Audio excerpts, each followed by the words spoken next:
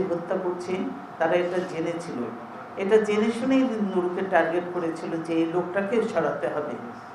তারা শুধু মানুষ মেরেই ক্ষান্ত হয় না, যারা পঙ্গু থাকে, যারাই থাকে অসহায়, তারা যাতে সমাজে মাথা উঁচু করে বাঁচতে পারে তার জন্য কিছু করা, কিন্তু সেই কাজটিও কাউকে করতে দেবে না।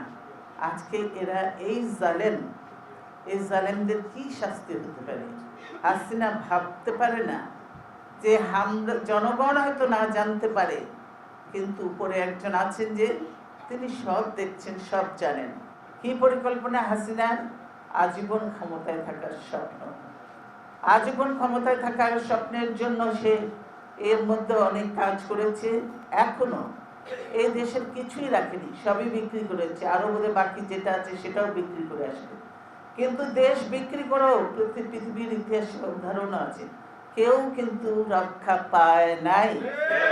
সেটাও হাসিনা মনে করে না যে যাদের কাছে বিক্রি করলাম তিনারা তাকে বাঁচাতে আসবে, তারা বাঁচাতে আসবে না। যখন মানুষ জেগে উঠবে, এই দেশের মানুষ অলরেডি ফুলে উঠেছে, ফুসে উঠেছে।